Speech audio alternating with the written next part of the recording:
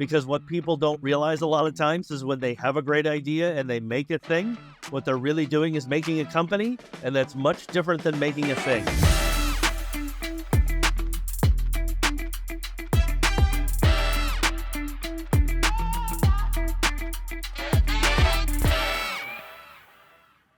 Hello and welcome to this episode of Masters of Crowdfunding. You have Mark Pecota today, and I am joined by Mike Boseak. It was an awesome interview. So Mike is the marketing director at Gray Fox Games, and Gray Fox Games has been in the industry for a decade now. Their first Kickstarter launch was back in 2014, and they just finished up their last launch that was actually on Gamefound for a game called Last Light, the second edition of it. And so because they've been in the space for so long, Mike was able to share how the crowdfunding space has changed and evolved and what are the most important things to focus on in 2024, how to use certain pre-launch strategies to really stand out from the crowd, and also goes through the differences between Gamefound and Kickstarter because they actually still use both platforms. So it talks a little bit about the pros and cons of each. So there's a lot to unpack in this episode, and I think you're really going to enjoy it. So I hope you enjoy this episode of Masters of Crowdfunding. All right, Mike, appreciate you being here today. Yeah, no problem. Happy to be here. Awesome. So I want to dive in. So you were telling me right before this that you joined Gray Fox Games in 2020. At least you believe. You think that's what it was. Try to remember. But Gray Fox Games had their first launch on Kickstarter back in 2014, and a lot has changed. At least I think a lot has changed. And I'm curious what you think are the biggest differences in crowdfunding between 2014 to 2024, like a decade later. Like what have been like the biggest changes between then and now? Yeah, I think without question, even though I really only started working in the tabletop space in 2020, I have been playing tabletop games for probably started playing them right around 2014. So I was a consumer before I ever worked on this side of the fence. And even just having that consumer experience before transitioning over here, I can tell you that the space is it's way more crowded, which sounds like an obvious answer. But it is significantly more dense of a market space. And what that does is it forces you to kind of be creative. I think back in 2014, I think the Gray Fox team would tell you that you needed to be unique and you needed to provide value for your customers. But you kind of had that focused audience, right? Because the popularity of the hobby was growing. So you had a lot of people looking for that content. They wanted to be a part of what was going on.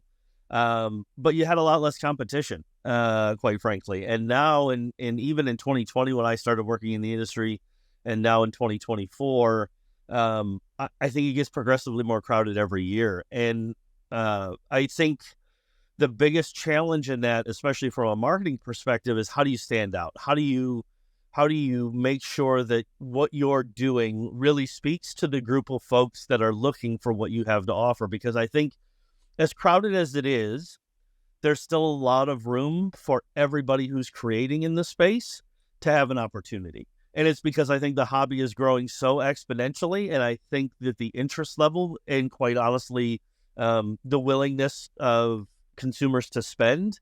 I'm probably a prime example, right? I have all these games around me. It's out of other industries, right? Where you buy one thing and then you're kind of out on the rest of those products within that space. It's much more akin to other gaming areas like video games, where just buying this video game doesn't mean that you're not going to buy this other video game. So I think there's plenty of space still. It's just a lot harder to break through because there's so many voices shouting in the room, so to speak. So you have to find a way to deliver your message to the right people in the room. And if you do that, I think that's really where you start to see games that take off, games that really gain a lot of momentum within the space. And so really that's our challenge. And that's my challenge right now with the Gray Fox team, is making sure that games that we create find their voice and find the ears that we need those voices to reach. Because we do believe that we make great games and great products, and really the difficulty is quite honestly connecting those products and those games with the right people. Because we found that once people play a game, especially if that's the kind of game they enjoy, it really resonates with them and they become advocates for you. So that's really the challenge in crowdfunding, is really getting your message to the right ears in a room full of ears and a room that's even more full with messages. Yeah, and I find that even more fascinating because, Gray Fox has now launched, I think, like 30 games, something around there, at least on crowdfunding. And, so you have like a built-in audience, right? And it still is, or at least you can correct me if I'm wrong, but like an ongoing challenge to really stand out with each subsequent new game. I assume it's a little bit easier probably than a new creator in some respects because you have some type of built-in audience. But there are still some challenges when it comes to standing out for the new games that you do.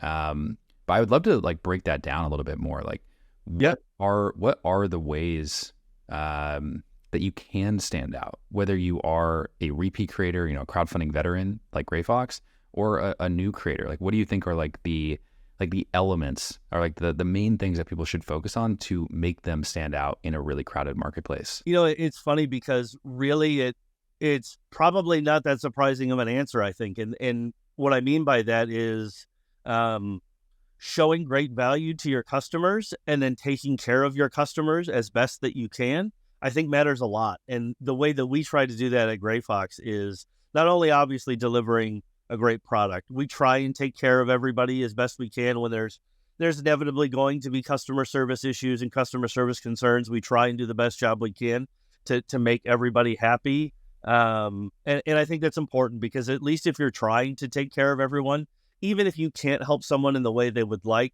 they can feel that you care to try and deliver what they feel is the right answer, right?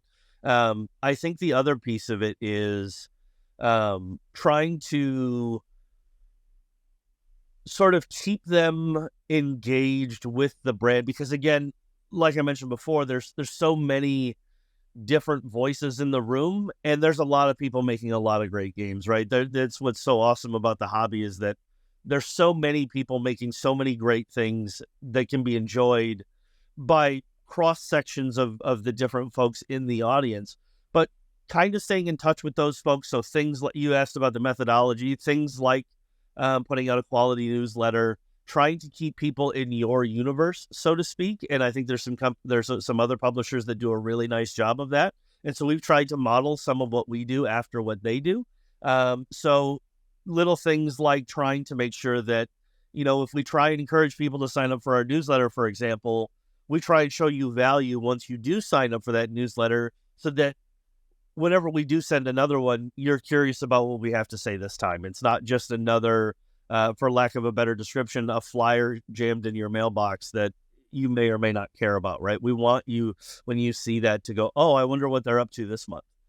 So we try and do that. We do that from different ways, whether it's providing a little bit of a discount on a particular popular product or product we think folks might be interested in, or we started putting little things like puzzles in our newsletters that were themed to Champions of Midgard, which is one of our more popular games, and for a long stretch of time was really considered one of the cornerstone worker placement games in the hobby. So we know there's a huge audience for it. So we started developing something we called Midgard math, right? So it was basically symbology math and just trying to engage people in a different way using the universe that we know they enjoy. So just trying to keep them engaged with our brand, engaged with the universes that we've created.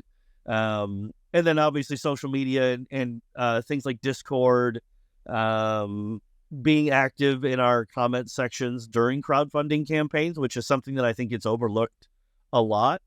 We really try and engage with the folks that are quite honestly helping us bring these games to life, because I think one of the difficult things for some folks is when they look and see an established company running campaigns, they feel like, well, these games could exist without crowdfunding. Just speaking from a Gray Fox perspective, and speaking for our ownership group, I can tell you that without crowdfunding, a lot of the games that we bring to market couldn't exist. And so we truly do appreciate and really value all of the folks that choose to join our crowdfunding campaigns and engage with us in those campaigns. They are truly the ones that bring these games to life for us. We couldn't exist without their help. So it's, even though we've been around for, a decade or so now, we're still in a lot of ways, fighting those same fights that you talked about from 10 years ago. It's just a little bit different. The fight's just a little bit different now. And really back then, you were trying to help grow the hobby in a way that was going to make people interested in what you were doing. And now today, mission accomplished, right? The hobby grew a ton from 2014 to 2024. But now there's so many voices in the room. You have to make sure that what you put out is a quality product, that when people get the games in their hands, it's funny, right? Because really the best marketing you'll do for your game was the last game you made. And I know that sounds counterintuitive, but regardless of whether the games are related, we find that if you make a really quality product, those folks are going to be willing to at least look at the next thing that you do. And quite honestly, sometimes that's all it takes, right? If you can kind of show them that what you've delivered is a high quality product, one they enjoy getting their to their table, one that they've played repeatedly and doesn't just end up sitting on their shelf. We find quite plainly that is really the best marketing that we can do is show that what we make is something you're really going to enjoy, and we hope you come back the next time. So let's say that Gray Fox was like starting over from scratch or something. Like you don't have the audience built in, you haven't done any games yet, but you have all the knowledge that you've gained. Like how would you then like make the game stand out? Like even prior to people getting it, and because you talked a lot about that, which I totally see in terms of creating a quality product and all that, but how do you have people know it is a quality product prior to them actually even experiencing it? I think that could be really helpful, because I think a lot of people that are listening to this are brand new, and they're trying to stand out from the crowd, right, without having any built-in audience. And it's funny because I actually think some of the newer publishers in the space do this next aspect that I'll talk about a little bit better than we do, and it's something that we're actually working on right now, and that is sort of bringing people in behind the curtain, so to speak. So we're working on something called the Designer Diary. We want to bring people along on the journey of creating our next game, and I think that's actually something that new publishers do very well. And maybe it's because they come in having watched what has gone on other places, or maybe it's why they got interested in becoming a part of the industry in the first place, right? I think one thing that I would definitely want to do right away is two aspects. One, I would promote the quality of the components and those types of things. I want people to see that what they're going to get is something of very high quality. But also I want to bring them along on that journey, developing that quality, right? Like everybody knows, for example, that metal coins are a very popular upgrade in most tabletop games. So if your game has coins, having metal coins is something that is pretty straightforward and something that people enjoy. But what if you involved your community, and I'll touch on community building here in a little bit, but what if you involve that community in deciding what those coins were going to look like, right? Or how are they going to be textured? Are they going to be a more traditional coin?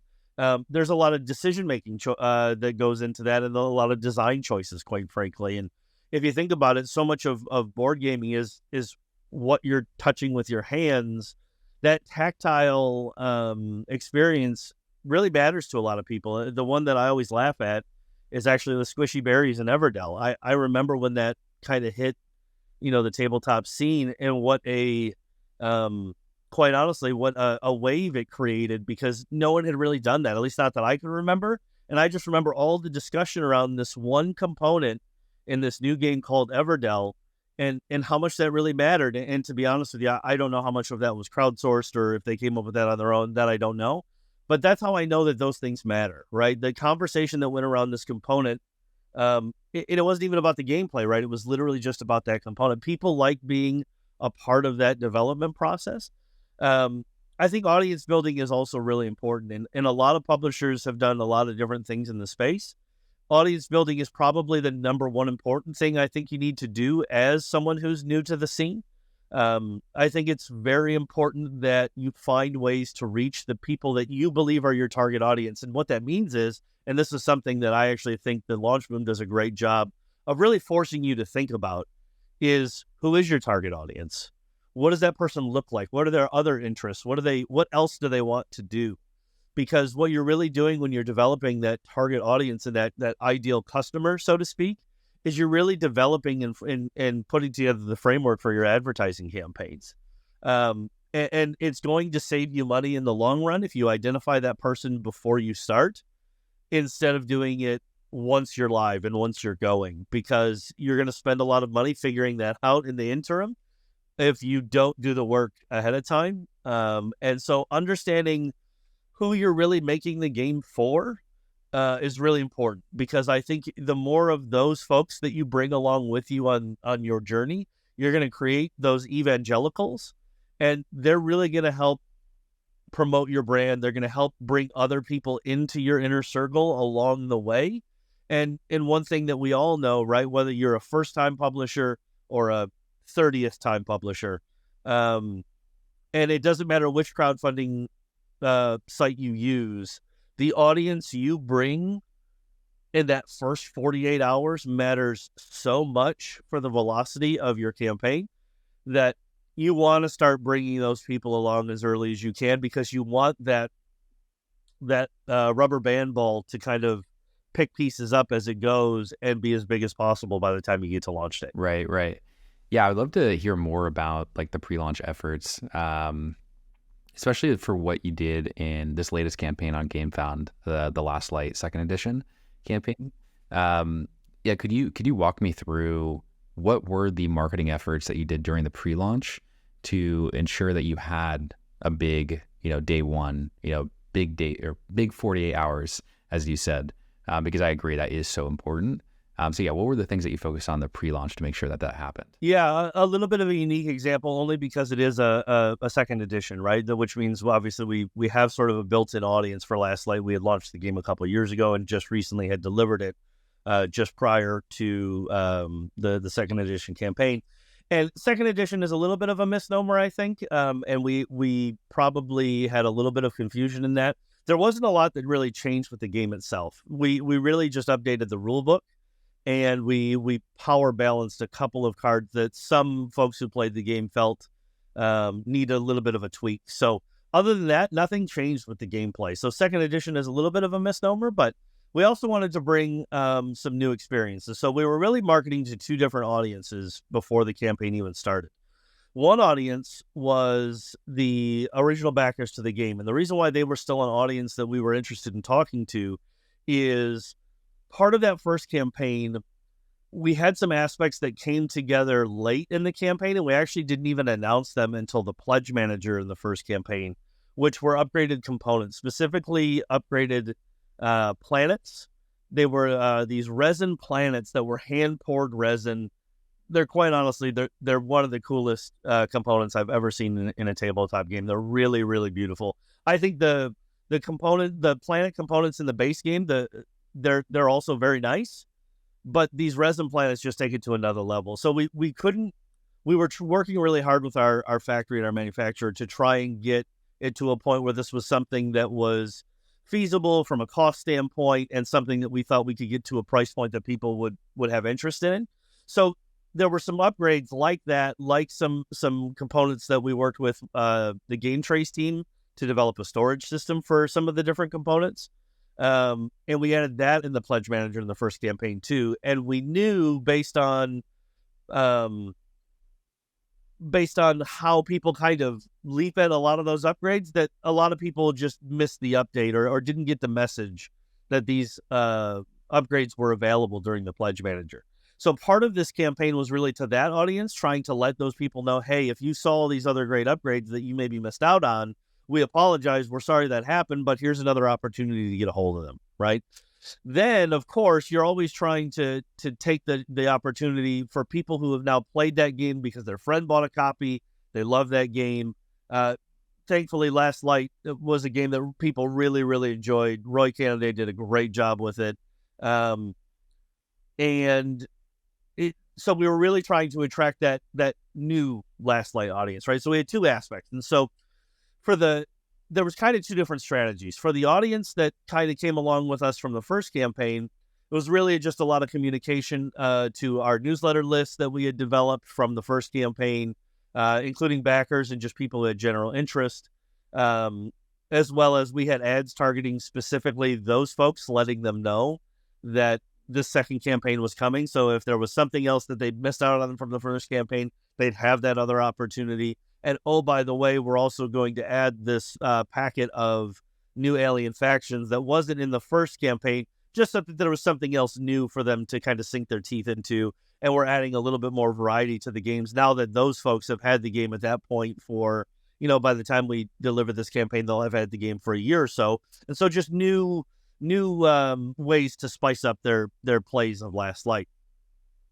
So by and large, that was really our methodology for those original backers, whether it was communicating to them through the original campaign, newsletters, or quite honestly, advertising.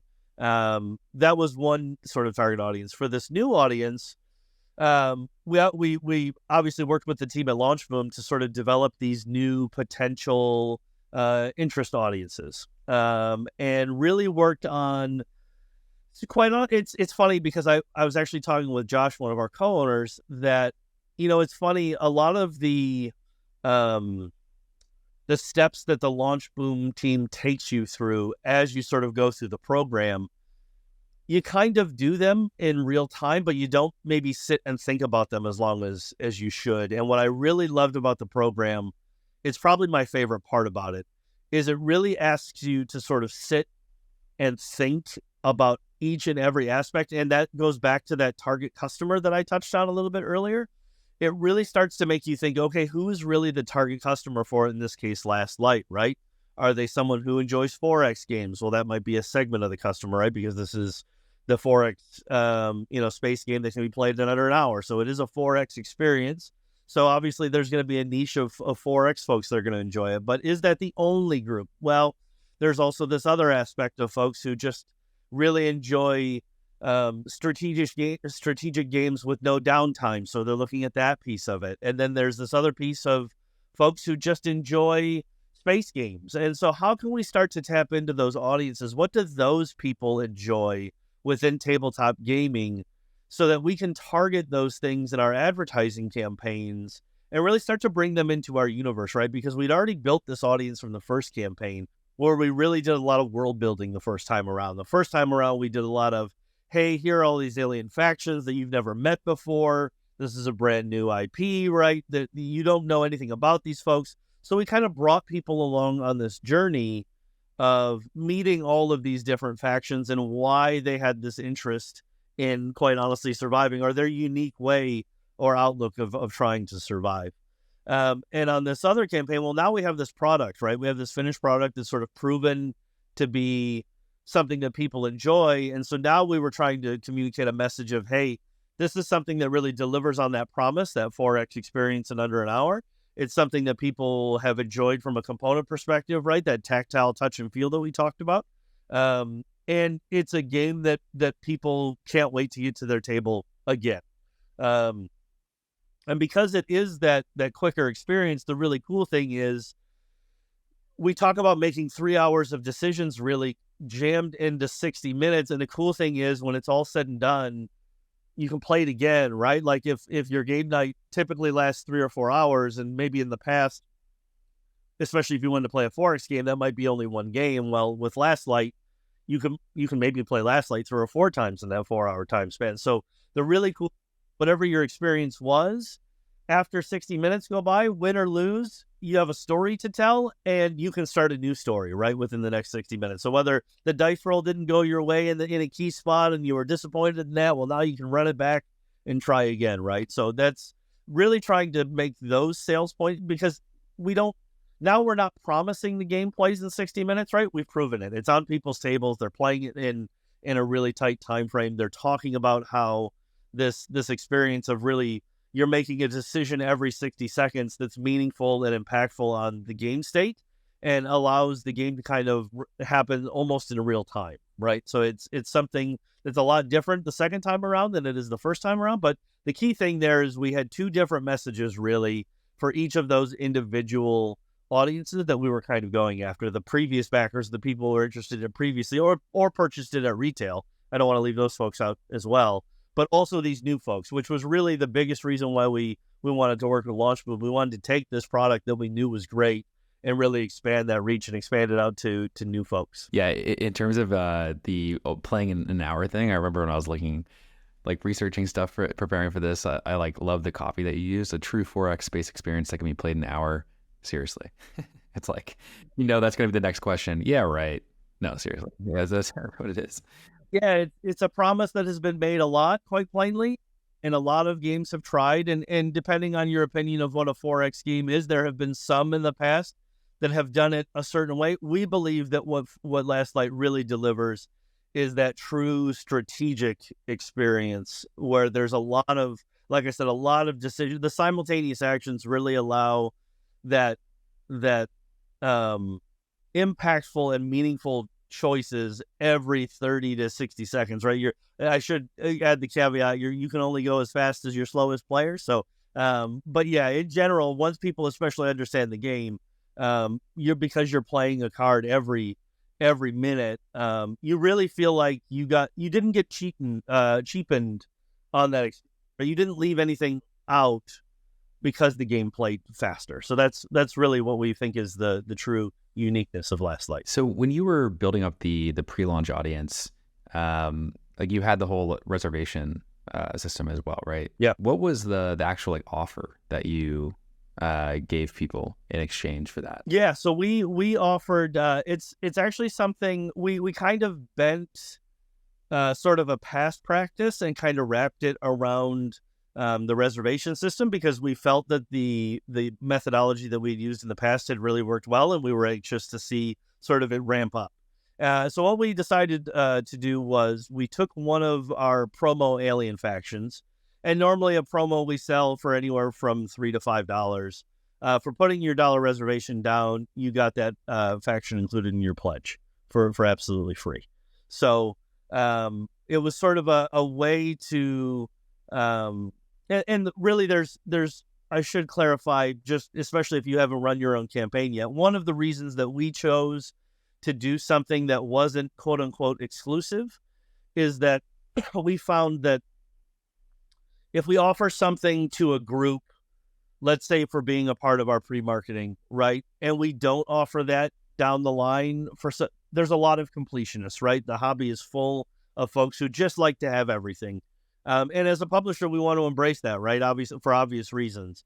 But we don't want people to feel bad. And we realize that kind of excluding people from this opportunity to have whatever it was that we used during pre-marketing, in this case, it was a promo, and it's been small expansions and past offering, lots of different opportunities, right? But so that's why we chose to make it available also during the campaign, just as a higher cost. And really what we wanted was for people, again, to feel that VIP status. We wanted them to feel like they were really coming along and buying in early and kind of coming along with us on this journey of kind of expanding Last Light, right? And it's kind of funny, right? The promo that we gave away was called The Experiment, and there's a reason that we called it The Experiment, because quite honestly, for us, first time working with the Launch Boom team, and really trying something along these lines, this was an experiment for us. So the name was chosen sort of unironically, right? And I don't know how many people picked up that, but that was purposeful. So we really wanted it to be sort of a signal to folks, like if you got a chance to be a part of this on the pre-marketing side, we wanted to encourage you to do that, right? Because this was this opportunity. And there's going to be probably two sides of the coin. Some folks are going to say, well, you're kind of taking away the uniqueness because you're offering it later. And maybe those folks are right. I think for us, for our audience, and this is where I talked about, you got to really know your customer, right? In our experience in the campaigns that we have run, we felt that we weakened the customer experience by taking that opportunity away. So now in our campaigns, we don't do really anything that you can only ever get. We don't prey on that FOMO in that way, right? It's just something that we've decided not to do as a company. But what I would say is that different audiences are going to feel differently about that, and you have to know yours. And that's why doing that pre-work of understanding who your customer is, what is it that they really enjoy, what is it that you're targeting with your product about them that you know that they will want, and what kind of experience do you expect them to want from you? Because delivering on that experience is ultimately what's important. Right. Yeah, it does always come back down to really understanding who your audience is, which I love that you've not touched on that. You've gone over that multiple times during this, which I think is great.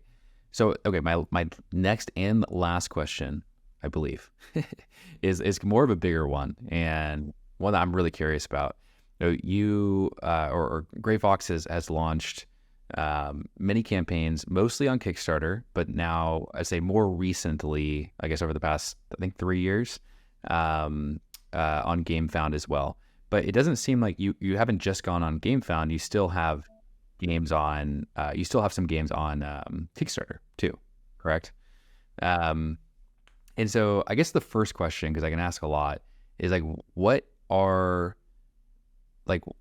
how do you choose which game to launch on which platform and why?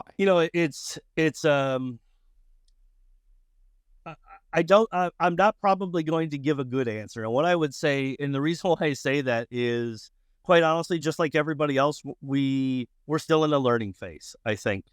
I think, over the last 3 years, when Gamefound kind of came around, we had that opportunity. We were honestly one of the first publishers who got a chance to be on Gamefound. I believe with our After the Empire campaign was one of the first campaigns on Gamefound when it first launched.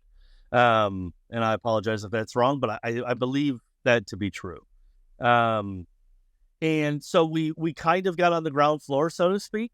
And I think that was just through different relationships that different people in the company had with folks, and quite honestly, having a game that was appealing. And actually, After the Empire was a game that launched the first time on Kickstarter, and the campaign that we launched on Gamefound was also a second printing with more opportunity, because we felt like maybe there was more folks that didn't get a chance to catch After the Empire when it was on Kickstarter. That was all. It was a weird time on the planet, if you remember, around 2019, 2020. So it was that opportunity that really brought us back to bring After the Empire back to crowdfunding and sort of create that opportunity for more people to discover it. And it's a great game. What about maybe Mike, if I ask it a different way, like what do you think are maybe like some of like the biggest differences between the two platforms in general that you've observed? Like maybe like the pros and cons of the different platforms. Yeah, I think one pro, I think, in the Gamefound side of things that I'll target right away. And now I think Kickstarter is catching up, so to speak. But one thing that Gamefound understood very quickly, and if you're listening to this, it's something that's important to you.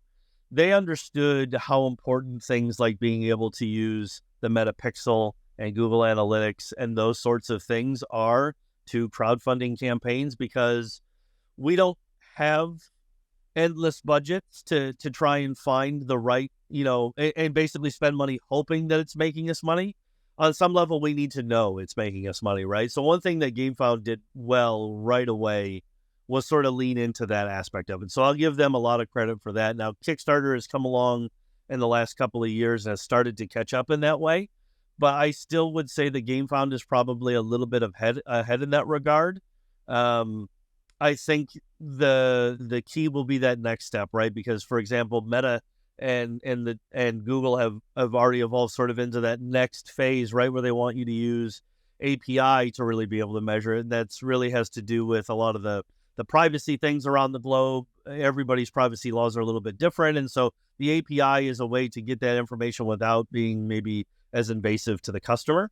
So I think the platform that adjusts to that aspect of it the best will really sort of take the lead in that. And I think that's really important. And if you're listening to this, you know why, right? We need to know that the money that we're spending is working. A lot of us do not have, even someone like Gray Fox, right? We are still a very, very small company and a very small publisher. And in reality, every dollar spent is important. So being able to understand and measure the impact advertising wise of those dollars spent is really, really big. I have not built a ton of campaigns in terms of like the physical graphic design and layout, But the people that I have spoken with, including our Lance, who puts together a lot of our campaigns over at Gray Fox, has told me that Gamefound's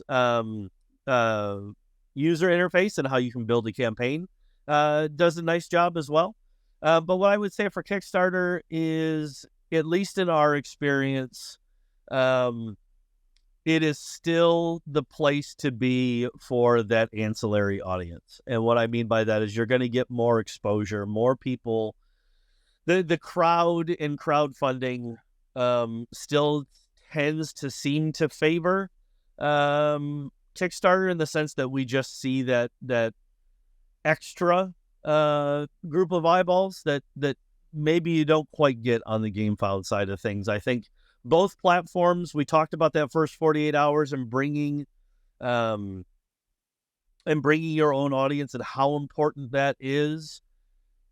I think that's always going to be important. It is especially important if you go to Gamefound. I think with Kickstarter, you have a little bit more leeway, but really, what I think the reality is that the mechanisms that Kickstarter has in place, you have a lot more of an opportunity, if things go well, to see something explode that maybe would not have otherwise gone that route. And I'll use, I know that you're familiar with the game Botany, right? Botany, much obviously partnered with the folks at Launch Boom, and the game is fantastic. Dusty is a great guy. There was a really cool thing that happened there. A first-time publisher, just kind of finding his way through it, and it explodes, right? It just absolutely takes off. Whereas on Gamefound, I think you've seen it's been more like the established publishers that have a product that is well established, and they have that huge audience built in, and it still makes, the campaign still does very, very well. I think some of the newer folks would tend to struggle, in my opinion, just because you don't get as many of those ancillary eyeballs over at Gamefound. And that's just the experience we've had at Gray Fox. I can't say that that's necessarily true everywhere. But I do know that the Gamefound folks are trying, right? They're doing more things. They're trying to get to that point where they're trying to generate that traffic. I think it's really important to them. But in reality, Kickstarter, I think, if you are a new publisher, the opportunity for you to grow exponentially, in my opinion, because of the algorithms and the things that sort of bring people in from all different sects that maybe we talked about, like those interest audiences, right? You're going to get other things on Kickstarter that might bring those folks into your world in the tabletop space, just because they might share. It might be your game might feature a topic that they're interested in. There's just other opportunities and other products on the platform that can kind of bring in those other audiences. And I think that's really why Kickstarter's sort of built that interconnected network over time. Whereas Gamefound is really, it's made for tabletop gaming, right? That's the audience that really they're purpose building it. That's what they want the people who are there to do. And so while there's a lot of really great things, you probably just don't get as much of that audience crossover. In terms of like actual numbers, I'm like looking at, Kickstarter right now, there's 716 live projects in the games category. Now that might not be all tabletop games. So if you go into tabletop games, it's 427. And then Gamefound, there are 18 that are live. So I mean, it's like a completely different scale in terms of. Now, I think probably the average funding amount on Gamefound, I'm assuming that, I actually don't know this number, so don't quote me on this, people that are listening, but I think is higher because they tend to your point, I think are going after more established publishers that end up bringing a lot of their own audience too. At least that's my... Yeah, I would agree with around it. I don't actually have all the data to back that up, and I would love to. But anyways, it's very interesting. I think, the biggest thing that Gamefound, probably the biggest difference is going to be audience in terms of just what can happen on Kickstarter. But to your point at the very beginning, Kickstarter it is more crowded too. So I feel like the best thing is to execute on a really solid pre-launch as a game creator and be able to basically punch through on Kickstarter, and then you get access to all of this, all the eyeballs, all the community that is there. And that can be a really big thing. I mean, that's essentially what happened at Botany or Bear Mountain. We have a lot of examples of people, first-time publishers, breaking through the noise because they did a really successful pre-launch. But anyways, going back to the Gamefound thing, I think it's a very interesting topic because, I mean, they're definitely having an effect on Kickstarter. Like Kickstarter, it's not like Kickstarter is not taking notice, and it's not like creators aren't taking notice as well. I think the other big benefit that Gamefound has probably is because they're small, and so they can like move faster in terms of trying things. So anyways, it's going to be interesting to see how it continues to play out. But I really appreciate you jumping on and sharing your knowledge and your experience with everyone. And I always learn a whole bunch on these podcasts too. So it's awesome. And yeah, I mean, it's very clear that you have a wealth of knowledge too. So anyways, I really appreciate it. And I'm sure everyone listening to it, this podcast appreciates it as well. So thanks for your time. Yeah, no problem. And I think really whether, and obviously BackerKit is a player in the space too, right? And I'm sure that there will be others that will pop up. But really, if you're listening to things like this podcast, you understand really what the number one concept is, and that is doing the proper work, both especially pre-launch, right? Because everybody thinks about during the campaign, but that pre-launch work is really where you're going to lay the foundation for success, regardless of what platform you are. You decide on. Doing the work on the upfront is really what's going to lay the foundation for your campaign success, as opposed to just pushing the button and hoping, right? Because of the crowded nature of the space, I think that's going to be the challenge. But I look forward to, as you mentioned, there's always new things to learn. What is true today may not be true in 3 months, and that's what's kind of fun about it. And so, yeah, I'm as anxious as anyone else to kind of see what comes next. And I love the fact that companies like LaunchBoom are coming along and helping. Because quite honestly, we talked about how there's so many new folks joining the industry really every month, right? And it's because someone had a great idea and they think this is a game the world needs. There's a lot of folks that need companies like LaunchBoom, like some other companies out there that really help bring folks along in this journey of creating a thing. Because what people don't realize a lot of times is when they have a great idea and they make a thing, what they're really doing is making a company, and that's much different than making a thing. And so finding ways to make your company successful so you can continue to make the thing is really, really important. And just continuing to learn in that space and understand all the different aspects that go in to making a company instead of just, so you can also continue to make new things. I love that you ended with that. I think that's a great way to end it. So I really appreciate it, Mike. And yeah, thanks again for joining. Yeah, no problem. Happy to be here.